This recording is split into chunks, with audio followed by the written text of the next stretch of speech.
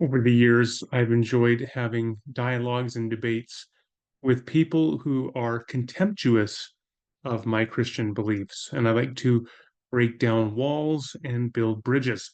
And I thought it might be helpful to do a series of videos going through one of my past dialogues with somebody who I think was contemptuous of Christian belief, and that would be Aron Ra, well-known atheist debater online. So a couple of years ago, 2, 3 years ago, something like that, I was on Modern Day Debate with him, and we were debating the question: Can one reasonably believe the violent Bible is revealed by God? So I'm going to take some time over the next several videos and just watch little clips of it. We're going to begin with the very beginning, watch the first minute or about 2 minutes, I think, and then debrief it. Not a whole lot there, but it'll just kind of introduce us to the topic. And I think there's something really important that I want to highlight from that introduction. Everybody, tonight we are discussing whether or not one can reasonably believe the violent Bible is revealed by God, and we are starting right now with open dialogue. Thanks so much, gentlemen. The floor is all yours. Well, okay, well, I'm just going to end the argument by saying no. Okay. Okay, yeah. Definition of reasonableness would, of course, be helpful at that point.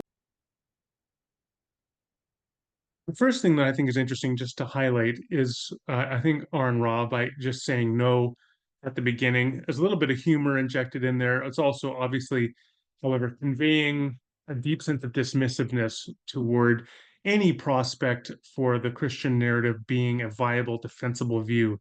And to state it in such an abrupt way, I think from a debater's perspective, is an effective way to throw a debater off of their game, as it were, put them on the defensive, and then they have to regroup and kind of figure out how they're going to proceed. And all of that comes from just a single dismissive word, no. However, I then begin to engage, and the way that, as you're going to see, that I'm going to try to engage him is by saying, hey, let's build some rapport first. This is now, I'm also an investigator, a workplace investigator. This is in investigations, what we call a piece model of interviewing. Key to that is to build rapport with the witness that you are interviewing.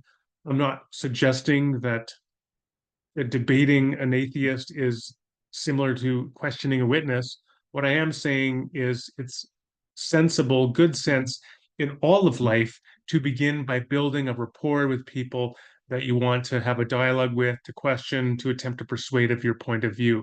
Because people are much more likely to listen to you if they like you than if they are hostile to you. So I want to begin by building um, some degree of amicability, friendliness toward me as a person, and then through that to be able to begin to build something of the credibility for Christianity. I'll say a few more things, and then Aron can feel free to come on back. I want to begin with first of all, James, thanks for hosting, and Aron for participating. And I'm a dog lover too, so I love seeing your Great Pyrenees in the background. I've got an 18-year-old Lhasa Apso cross at home. Okay, so here's a few of my thoughts just to kick us off. What are you drinking there, by the way? I'm embarrassed that most of the stuff that I drink is locally brewed, and this one is from Illinois. So I'm drinking Yankee beer today, but it's a 14 point something ABV, and it's sweetened very, very well. Beautiful. Well, I will say that I believe the Trappists of Belgium brew some of the best beer in the world. So that's something the Catholics are doing right. I hope you could agree with that. Well, I like the take that they've had on fasting. So if you have to fast, let's just drink beer that is bread. Yes, liquid bread, as they say. All right, so okay, that's the end of what we're going to watch at the beginning. But look how James, the moderator there, is smiling. That maybe he's happy that there's some positive engagement from the outset. I will say this. So two things I said. First of all, that to build rapport with Aron, I noted that he had a large dog, the Great Pyrenees. I said that I'm also a dog lover. I have dogs. Frankly, I probably could have left it at that, but then I said that my dog is a the one that I have was a Lhasa Apso, which is a small dog. Not every person that likes big dogs likes small dogs. So all things being equal, or looking back, I would say it would probably better just to say I have a dog rather than to say a dog that he may not like. It's just a little bit of a perhaps over analysis there. But it is important to build a bridge and saying about, hey, I like dogs, you like dogs. That's cool. We may disagree about Christianity, but we both like dogs. Even more important is so Aaron begins to drink a beer. I think that some conservative teetotaling apologists that I know would be put off by that. They might think that's inappropriate. It's not taking the conversation with due seriousness. They may think they may have a problem just in and of itself with alcohol. I, on the other hand, don't have any problem with drinking alcohol. I do like beer.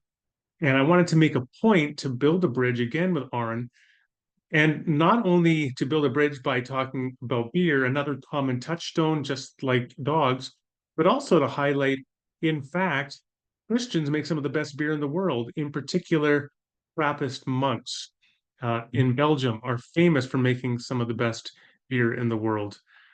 And now this is really, I think, gets to a significant point because in my experience, many American atheists like Aron Ra, who are very vocal against Christianity, typically have in mind something like conservative American evangelicalism.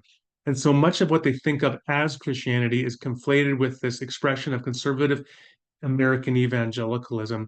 So to point out that there are Christians who love beer, that the Trappist monks of Belgium make some of the best beer in the world is a way of challenging the assumption that Christianity can be aligned with or collapsed into, even worse, just a narrow conservative evangelicalism, because it's much more than that.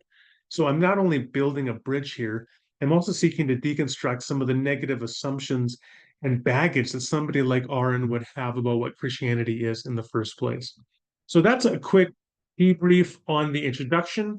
In the next video, we'll begin to go into some of our more substantive dialogue about the nature of the Bible itself.